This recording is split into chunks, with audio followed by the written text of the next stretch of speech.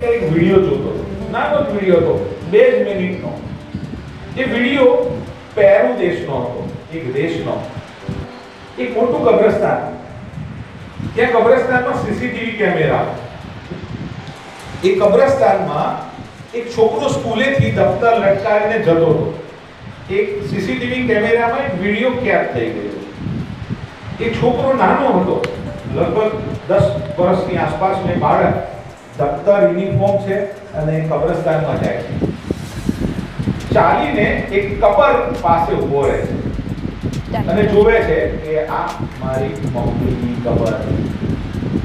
ત્યાં ઊભો રહે છે, બેગ ખોલે છે, બેગમાંથી રિઝલ્ટ કાઢે છે અને ત્યાં માથું અડાડે છે, આંખમાંથી આંસુ નીકળે છે. થોડા સમય પહેલા જ એની મમ્મીએ કહ્યું હતું, બેટા આપણા ઘરમાં તું આધાર છે, તું મહેનત કરશે, તારું રિઝલ્ટ સરસ આવશે ને ત્યારે મને સૌથી હૃદયને આનંદ થશે. મારો આનંદ તું છું અને તું મહેનત કરશે બેટા.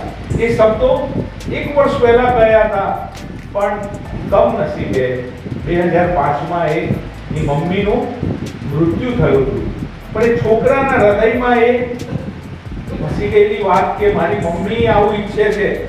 અને એ બાળક જ્યારે રિઝલ્ટ આવે છે એ વર્ષનું અને એમાં સૌથી વધારે માર્ક્સ આવે છે ત્યારે એ પહેલું રિઝલ્ટ થાય. જો નાના બાળકોને આવી વાત આપણા વડીલોની કે મા બાપની વસી ગયેલી હોય અને ત્યાં રિઝલ્ટ આપે છે, મૂકે છે મમ્મીને કે લેજો મમ્મી, આજે રિઝલ્ટ બતાવવા માટે તું નથી પણ તારી કબર છે, પણ હું અહીંયા તને અર્પણ કરું છું. અને ત્યાં એક વડીલ આવીને એને ખભે હાથ મૂકીને એને લઈ જાય છે, સહારો આપીને કે બેટા ચિંતા ના કરીશ, અમે પણ વડીલ તરીકે તમારું જતન કરીશું.